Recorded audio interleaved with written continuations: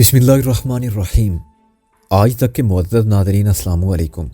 अब किस नंबर 56 मुलाहिज़ा फरमाएं। शानी जानती थी, सब कुछ जानती थी।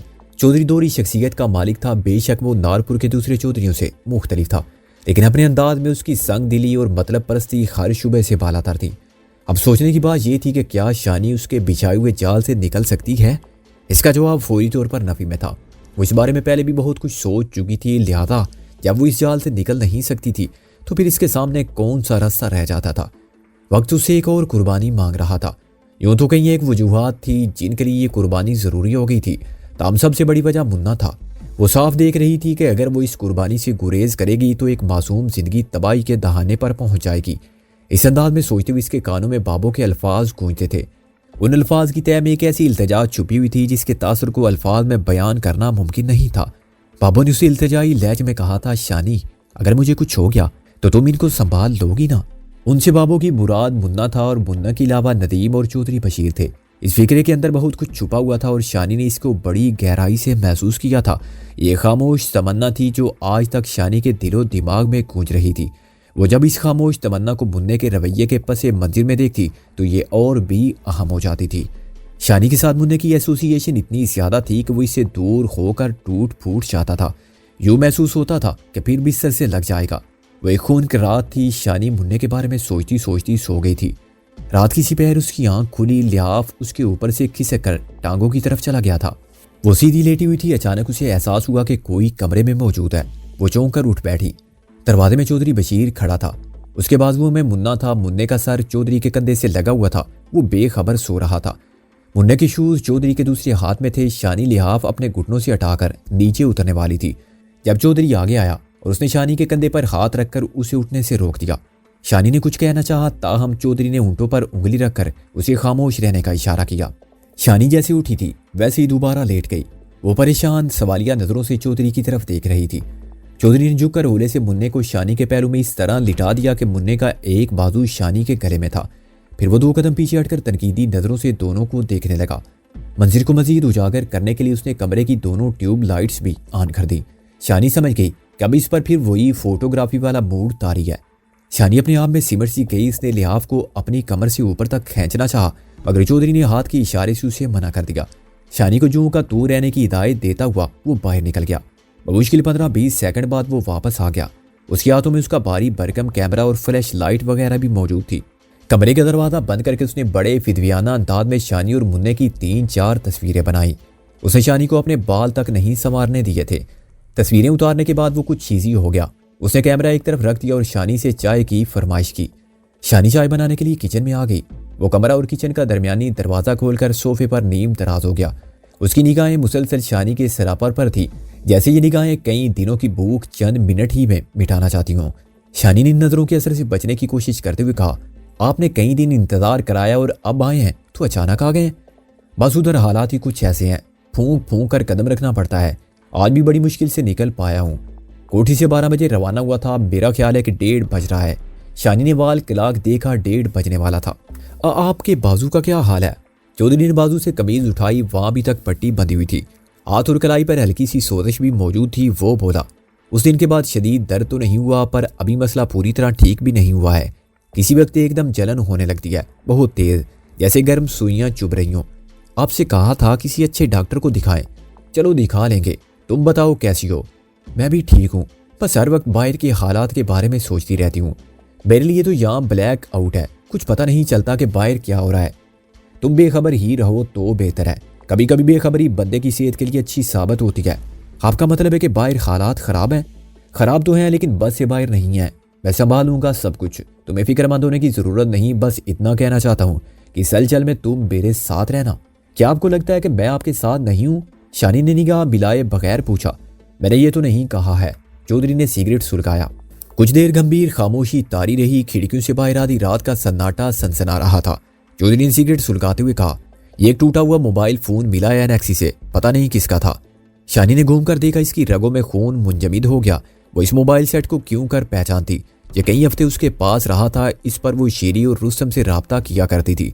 फिर एक शाम गम और मायूसी की अथाह गहराई में डूबकर इस मोबाइल सेट को चिकनाचूर करके इसने रुस्तम की तरफ खुलने वाले दरवाजे को बंद कर दिया था।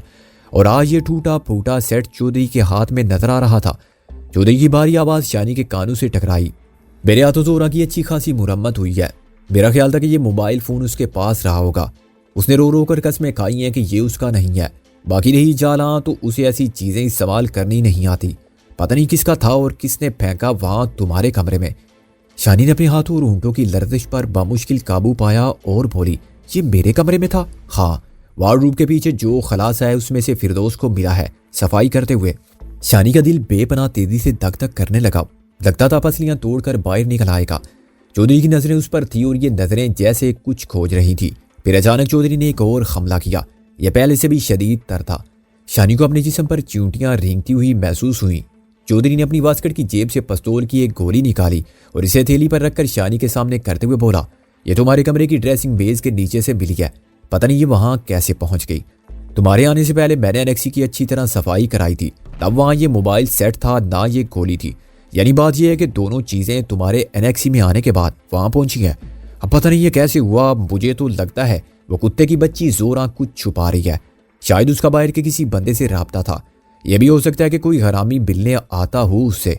ये जवान नौकरानियां भी खतरे की शय होती हैं। शानी का गला खुश्क था। इसे लगता था कि इसने बोलने की कोशिश भी की तो इसकी आवाज़ इसके मुंह से निकल नहीं सकेगी। वो बस खाली खाली नजरों से गोली की तरफ देख कर रह गई। वो अपना चेहरा सपाट रखने की कोशिश कर रही थी, लेकिन सीने में हलचल मची हुई थी। वो इस बड़े साइज की गोली को बड़ी अच्छी तरह पहचानती थी। ये रुस्तम के पिस्तौल की गोलियों में से एक थी। ये गोलियां शानी ने अपने हाथ से पिस्तौल में से निकाली थी। बादशाह छत पर से चौधरी के कारिंदों के हाथों रुस्तम का अंजाम देखने के बाद वो बेहोश हो गई थी। होश में आने के बाद उसने ये गोलियां कमरे में तपाई के नीचे देखी थी। तब ये गोलियां चौधरी की नजर में आने से बाल बाल बची थी। शानी ने बदहवासी के आलम में ये गोलियां तपाई के नीचे से निकाल ली थी। रात को इसे मौका मिला था। वो नेक्सी के अगबी सेन में आई थी। उसने सेवरेज का छोटा ढक्कन उठाकर गोलियां गटर में फेंक दी थी। अब ये गोली कमरे की ड्रेसिंग टेबल के नीचे मौजूद थी, जो चौधरी के हाथ लग गई थी। इसका मतलब था कि शानी ने जो गोलियां फेंकी वो 5 थी या फिर रुस्तम के पिस्तौल में से 6 गोलियां निकली थी। क्या बात है, तुम एकदम परेशान हो गई हो? चौधरी ने मुस्कुराते हुए पूछा।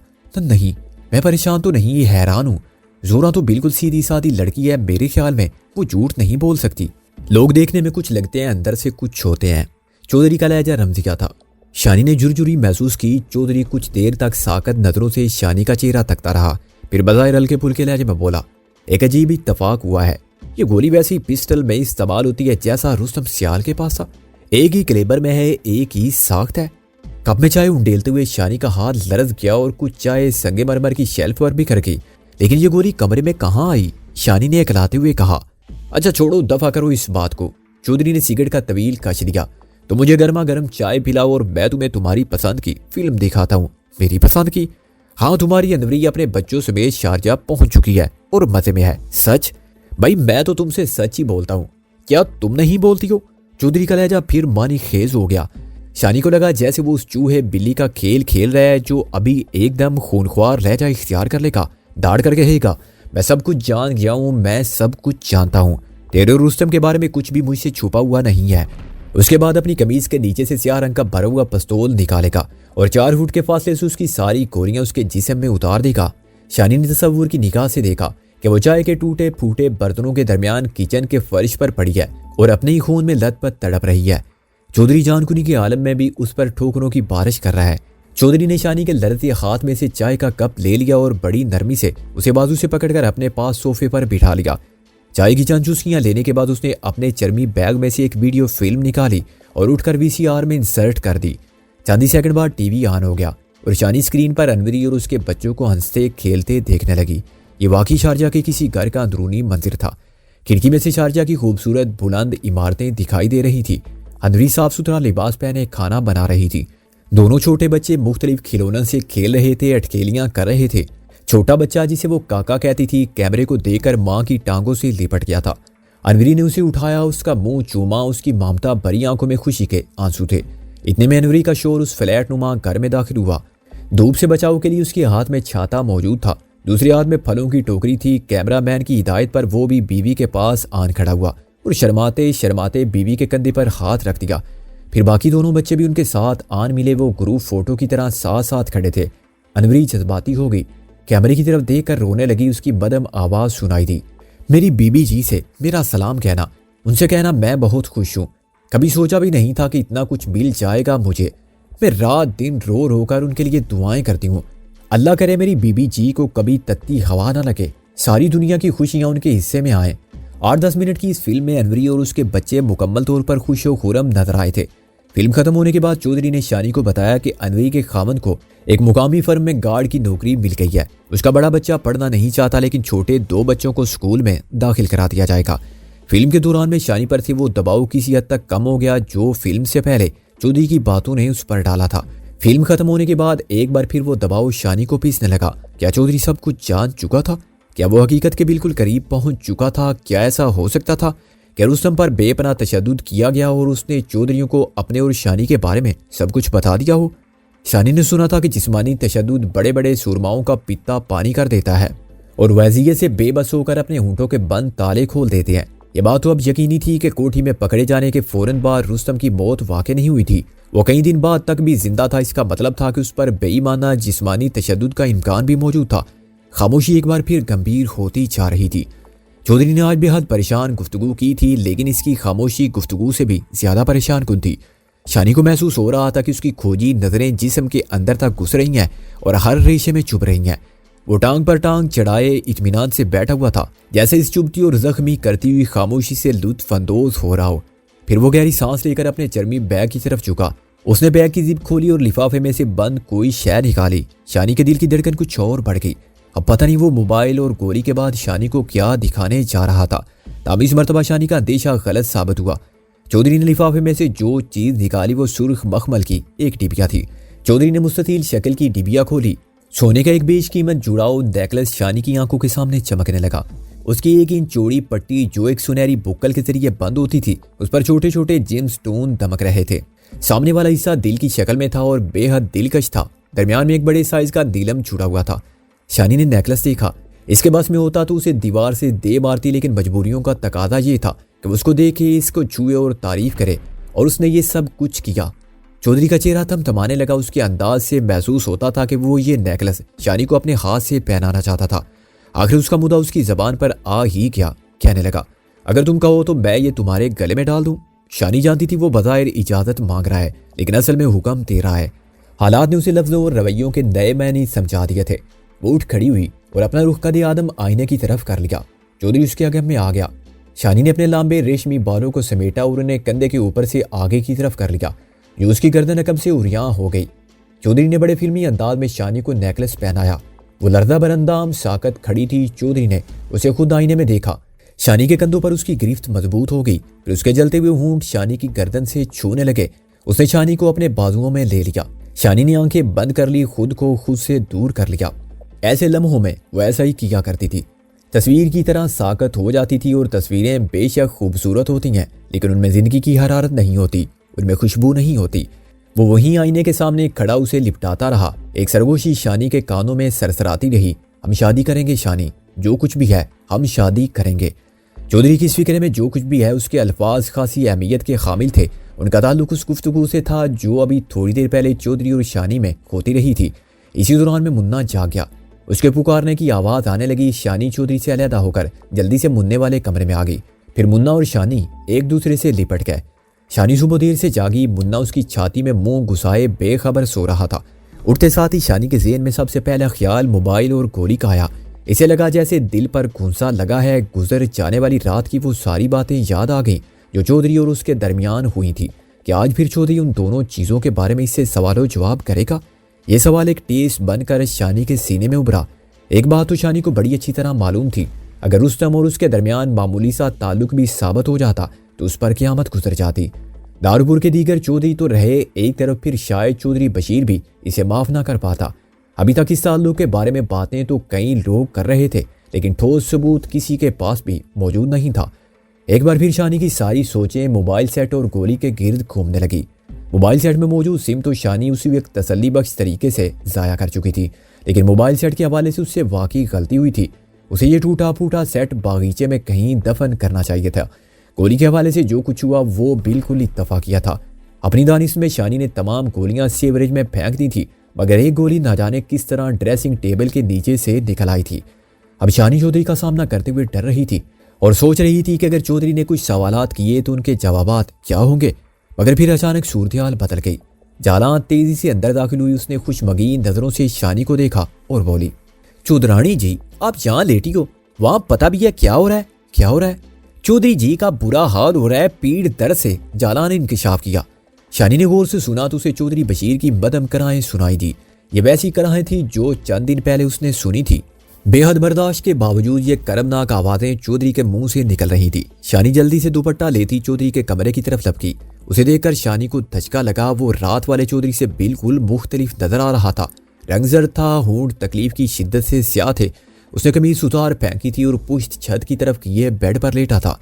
शानी की निगाह उसके बाजू और कमर पर पड़ी। वो कांप गई। आज उसका बाजू ही मुतासर नहीं था, पुश्त के बड़े हिस्से पर भी सुर्खी और वरम के उभार नजर आ रहे थे। डोला और रियासत वगैरह ने बाल्टी पास रखी हुई थी और जग में ठंडा पानी भर भर के चौधरी के मुतासरा हिस्सों पर गिरा रहे थे। पानी की इस बहाव से बेड शीट, फोम, कालीन सब कुछ भीग चुका था। पानी डाले जाने में चंद सेकंड की ताखीर होती तो चौधरी की हालत बुरी हो जाती थी। शानी को देखकर चौधरी ने अपनी कराहें रोकने की कोशिश की मगर कामयाब नहीं हुआ। शानी बेताब होकर उसका सर सहलाने लगी। कोई दवा नहीं ली आपने? शानी ने पूछा। चौधरी ने सारी लाकर नफी में जवाब दिया। कोई दवा साथ लाए हैं आप? शानी ने दूसरा सवाल किया। नहीं, भूल गया हूँ, चौधरी ने मुश्किल जवाब दिया। फिर जरा तवक्कुफ से बोला, बैग में देखो शायद एक आध गोली पड़ी हो। शानी बड़ी तेजी से चौधरी का चर्मी बैग खंगालने लगी। बरूफन और पोंस्टान जैसी पेन किलर के सिवा कुछ नजर नहीं आया। चौधरी की तकलीफ ऐसी थी कि इस तरह की पेन किलर कुछ असर नहीं कर सकती थी। फिर भी शानी ने जैसे तैसे एक गोली उसे खिला दी। चौधरी की तकलीफ बढ़ती जा रही थी। शानी ये देख कर लरज गई कि सुर्खी और सूजन धीरे धीरे फैल रही है। बाजू कंधा तो पूरे का पूरा अंगारा था, पुश्त पर भी असरात बढ़ रहे थे। मैं डॉक्टर को फोन करती हूँ। शानी बेताब होकर उठ खड़ी हुई। फोन कर दिया है, वो बस आ ही रहे होंगे, जाला ने खुश्क लहजे में कहा। उसके सासरात देखकर यूं लगता था कि वो चौधरी की सारी मुसीबत का जिम्मेदार इसे समझ रही है। डॉक्टर के आने में 5-10 मिनट मजीद लगे। तब तक चौधरी का बुरा हाल हो चुका था। डॉक्टर ने सबको कमरे से बाहर निकाला और चौधरी को तिब्बी इमदाद देने लगा। जाला के चेहरे पर अजीब कैफियत थी। उस पर खौफ था और गुस्सा भी। गुस्सा गालबन शानी के लिए था और खौफ अपने लिए। वो खासी तो परस नजर आती थी। शानी उसके मुंह से तावीज़, गंडे, झाड़ फूंक और पीर परस्ती की बातें सुनती रहती थी। जाला को गालबन पुख्ता यकीन था कि चौधरी साहब के साथ जो कुछ हो रहा है वो सिर्फ इसलिए है कि उन्होंने हजरत साहब की गिरेबान पर हाथ डालने की जिसारत की थी।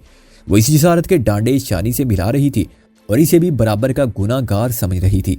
इसके अलावा शानी को महसूस होता था कि वो अपने हवाले से भी खौफ का शिकार है। जाहिर है कि वो चौधरी की खास मुलाजमा की हैसियत से चौधरी का साथ दे रही थी और यूं कुदरतुल्लाह यानी हजरत साहब की नाराजगी बोल ले रही थी। शानी को देखकर उसने मुंह बनाया और बोली, चौधरानी तुम्हारी गल बात बहुत मानी जाती है यहाँ। मैं तो कहती हूँ चौधरी साहब को अच्छा मशवरा दो। इनसे कहो कि जाकर हजरत साहब से माफी मांग ले और अच्छा है कि तुम भी साथ चली जाओ। दोनों हाथ जोड़ दो उनके सामने। ऐसे लोग बड़े वड्डे दिल के होते हैं, माफ करने में ज्यादा देर नहीं लगाते। माफी तो उसको मांगनी चाहिए। उसने बाबू की जान ली है, पता नहीं कितनों की जान ले चुका है। वो पीर नहीं बहरूपिया है। तोबा तोबा या अल्लाह तोबा। जाला ने बार बार कानों को हाथ लगाए। चौधरानी तू तो सचमुच अपने साथ मनूसी लेकर आई है। तू बहुत कुछ बर्बाद करके जाएगी यहाँ से। अल्लाह वालों के बारे में इस तरह बोलती है। तेरी जबान में उसने खुद को बमुश्किल तय शमेज फिक्रा मुकम्मल करने से रोका और पांव से जमीन को कूटती हुई बरामदे की तरफ चली गई। इतने में शुमाइला उड़ी उड़ी रंगत के साथ आ मौजूद हुई। चौधरानी जी, चाना कहती है कि चौधरी जी की तकलीफ डॉक्टर के बस का रोग नहीं है, ये कोई दूसरा चक्कर है। किसी ने अमल किया है चौधरी पर। क्या तुम इन बातों पर यकीन रखती हो? मेरे यकीन रखने या ना रखने से क्या होता है, पर आप देख रही हैं कि जिस तरह चौधरी साहब की तकलीफ बढ़ती जा रही है, ये कभी ना देखी है और ना कभी सुनी। मुझे तो अल्लाह दी कसमें डर लगने लगा है। लगता है कि कोई परछावा सा हमारे आस पास घूम रहा है। रात को इंडिया की एक फिल्म देखी थी, उसमें भी कुछ इसी तरह की बातें दिखाई गई थी। आखिर ये सब कुछ होता ही है ना तो लोगों के दिमागों पर और जबानों पर आता है ना। डॉक्टर तकरीबन 1 घंटे बाद चला गया। उसने चौधरी को ड्रिप लगाई, 2-3 इंजेक्शन भी दिए। इसके अलावा मुतासरा हिस्सों पर मरहम का लेप किया था। डॉक्टर ने 2-3 टेस्ट लिखे थे और कहा था कि ये किसी अच्छी लेबोरेटरी से जल्द अज जल्द करवा लिए जाएं। डॉक्टर के पास MBBS के अलावा भी स्किन स्पेशलिस्ट की डिग्री थी और वो अपने काम में महारत रखता था। कुछ ही देर बाद चौधरी को नींद आ गई और वो सुकून की नींद सो गया। शानी चाहती थी कि वो लाहौर जाकर टेस्ट करवाए, मगर वो ये काम कल पर डाल रहा था। ऐसा रवैया आम देखने में आता है। मरीज खत्तल इम्कान हॉस्पिटलों और लेबॉर्ट्रियों वगैरह के चक्कर से बचने की कोशिश करता है और उसे उम्मीद रहती है कि शायद इन बखेड़ों में पड़ने से पहले ही अफाका हो जाए। अक्सर औकात ये उम्मीद पूरी नहीं होती, लेकिन कभी कभार हो भी जाती है। चौधरी के सो जाने के बाद शानी ने मुन्ने को जी भरकर प्यार किया और शाम तक उसकी नाज बर्दारियों में लगी रही। वो भी जैसे बरसों का बिछड़ा हुआ था, चंद लम्हों के लिए भी उससे जुदा नहीं हो पा रहा था। शाम को शानी मुन्ने के साथ बैठी लूडो खेल रही थी। चौधरी दूसरे कमरे में महवे ख्वाब था। इतने में जाना अपने फरबा जिस्म को इलकोरे देती कमरे में आई। वो सख्त परेशान थी, रंग भी जर्दी माइल था। वो साइड टेबल की दराजों में कुछ ढूंढने लगी, फिर बेड और कुर्सियों के नीचे झांकने लगी। क्या ढूंढ रही हो? शानी ने पूछा। मेरा एक तवीज था, पता नहीं कहाँ गिर गया है। वो अपने बाजू के मसल को टटोलते हुए बोली। किस तरह का था? शानी ने पूछा। काले रंग का चमड़े में मुड़ा हुआ था, कल तक तो बाजू में था। उसका लहजा खुश्क था, जैसे बामर मजबूरी शानी से मुखातिब हो रही हो। कुछ देर बाद वो जिस तरह बुखलाई हुई आई थी उसी तरह बाहर निकल गई। आसपास के कमरों से उठा पटक की आवाजें सुनाई देने लगी। गालिबन वो बदहवासी में अपना तवीज तलाश कर रही थी। 10-15 मिनट बाद शुमाइला की शक्ल नजर आई। वो भी परेशान थी। शुमाइला ने मुन्ने को बहाने से बाहर भेज दिया, फिर सरगोशी के लहजे में बोली। ये क्या हो रहा है चुदरानी जी? मेरी तो कुछ समझ में नहीं आ रहा। उसकी आवाज कांप रही थी। क्या हुआ? वो आंखों को पूरा खोल कर खौफ ज़दा लहजे में बोली। जाना के पेट पर भी इसी तरह की खारिश नजर आ रही है। मांस बिल्कुल लाल हो गया है, उभार भी नजर आ रहे हैं। तो मुझे तो लग रहा है ये वही चौधरी जी वाला चक्कर है। तुम्हें गलत फहमी हुई होगी। शानी की आवाज भी लग रही थी। नहीं जी, मुझे तो वही चक्कर लग रहा है। पता नहीं क्या हो रहा है इस घर में। मेरा तो डर के मारे सांस घुट रहा है। चाला भी बड़ी डरी हुई है। पता नहीं क्या क्या बोल रही है, कह रही है कि एक ही वजह से सारे बर्बाद हो जाएंगे, सबका बेड़ा गर्क हो जाएगा। आपको इल्जाम दे रही है, कह रही है कि आसपास जो कुछ भी हो रहा है आप ही की वजह से हो रहा है। शानी की आंखों में नमी तैरने लगी। इसने पूछा, कहाँ है जाला? अपने कमरे में है जी। तावीज मिल गया उसका? शुमाइला ने इस बात में जवाब दिया। शानी ने शुमाइला और शीला को अपने साथ लिया और जाला तक पहुंची। वो तब तक लिहाफ ओढ़कर लेट चुकी थी। उसने मुंह सर लपेटा हुआ था और बिल्कुल बेइसो हरकत नजर आती थी। शानी ने मुलामे से आवाज दी, जाला क्या हुआ है जाला? दूसरी तीसरी आवाज पर वो लिहाफ के अंदर से बोली, कुछ नहीं, ठीक हूं। शुमाइला ने कहा, मुंह से रजाई तो हटा जाला। उसने जले कटे अंदाज में लिहाफ एक तरफ फेंका और अपने गुंबद नुमा सांवले पेट पर से कुर्ता हटाकर बोली, लो देख लो। शानी और शुमाइला आगे झुककर ध्यान से देखने लगी। नाव से जरा ऊपर दाईं पहलू पर सुर्ख धब्बे नजर आ रहे थे। ये धब्बे उन धब्बों से मिलते जुलते थे जो चौधरी के जिस्म पर फैल गए थे। ताम पूरे यकीन से नहीं कहा जा सकता था कि ये वही तकलीफ है।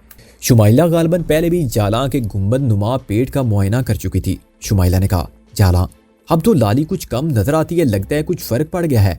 जाला ने जवाब नहीं दिया, बस एक नाराज सी हो करके रह गई। शानी ने कुर्ता उसके पेट पर बराबर करते हुए कहा, जाला परेशान ना हो, जरूरी नहीं कि ये चौधरी साहब जैसी तकलीफ हो। इस तरह की लाली तो आमतौर पर हो जाती है।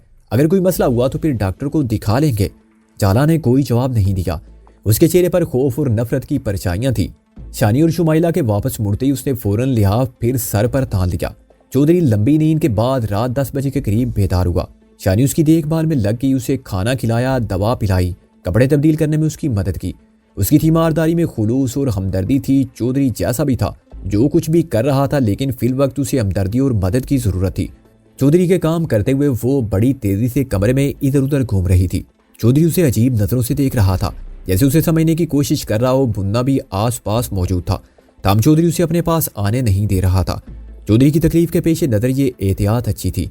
इसी दौरान में चौधरी के मेजबान दासर ने कमरे में कदम रखा। वो हमेशा की तरह नए नगोर खड़खड़ाते कपड़ों में था। उसकी बुरी आंखों में चमक और नबूतरे चेहरे पर हराम की सेहतमंदी थी। उसने चौधरी के सामने अपनी राय का इजहार करते हुए कहा, यह कोई आम तकलीफ नहीं है, शायद किसी बदख्वाह ने चौधरी साहब पर कुछ कर दिया है। उसने कहा कि यहाँ मुरीद के ही में एक नायत माने हुए आमिल साहब है, हर तरह के अमल की काट करते हैं, खास तौर से जील की बीमारियों में तो उनका इलाज अपनी मिसाल आप है। वो आमिल साहब का मुकम्मल एड्रेस और फोन नंबर वगैरह ले आया था। चौधरी बशीर ने दो ठोक अंदाज में नासर की तजवीज रद्द कर दी।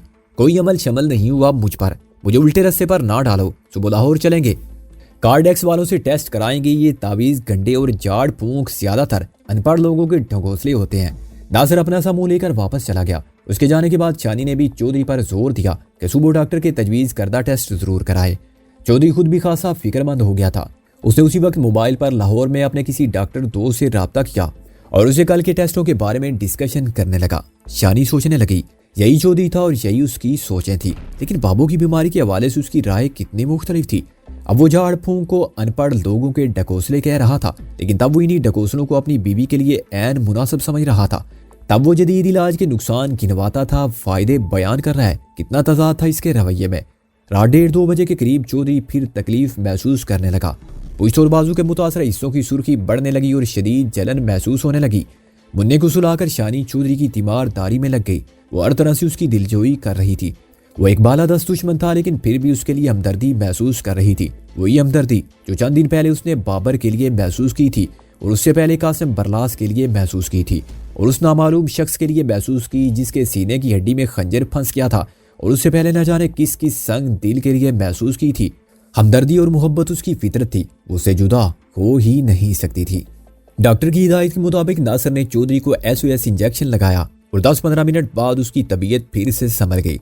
नींद अब चौधरी की आंखों से कोसों दूर थी। वो शानी से बातें कर रहा था। शानी ने चौधरी के सामने जालां का जिक्र करना मुनासिब समझा। उसने चौधरी को बताया कि जालां के पेट पर थोड़ी सी खारिश नजर आ रही है, लेकिन वो इस बारे में बहुत परेशान है। उसका ख्याल है कि उसी तरह की तकलीफ है और फैल जाएगी। चौधरी ने शानी से कहा, तुम्हारा क्या ख्याल है?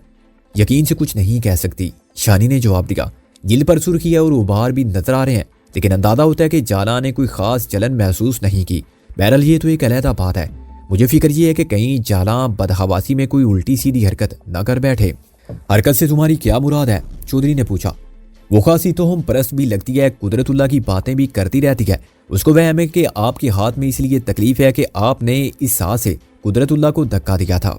कहीं ऐसा ना हो कि वो घबरा कर कोई ऐसा काम कर जाए जो हमारे लिए नुकसानदेह हो। क्या मतलब? कहीं वो कुदरतुल्लाह या उसके किसी चेले चांटे से तो राब्ता नहीं कर लेगी? चौधरी ने नफी में सरी आया। मेरे ख्याल में तो ऐसा नहीं होना चाहिए। जालां बड़ी पुरानी नौकरानी है और हमारे बड़े एहसान है उस पर। दादाजी मेहर ने भी उसे अपने बड़े करीब रखा हुआ था, लेकिन आपके साथ उसका ताल्लुक इतना पुराना नहीं है ना। मैं सिर्फ इतना कहना चाहती हूँ कि आप जरा सा उसका ख्याल रखें। चौधरी ने गहरी सांस लेते हुए कहा, मैं तुम्हारी राय की कदर करता हूँ। अगर तुम चाहती हो तो मेरे रियासत से कह देता हूँ कि सुबह से उस पर नजर रखे। बाकी मुझे यकीन है कि वो मुझसे पूछे बगैर कोई ऐसा वैसा कदम नहीं उठा सकती। अल्लाह करे आपका यकीन दुरुस्त साबित हो, शानी ने कहा। लेकिन सुबह से मेरे साबित हो गया कि चौधरी का यकीन दुरुस्त नहीं था और शानी की तशवीश 100% दुरुस्त थी। जालां घर में मौजूद नहीं थी।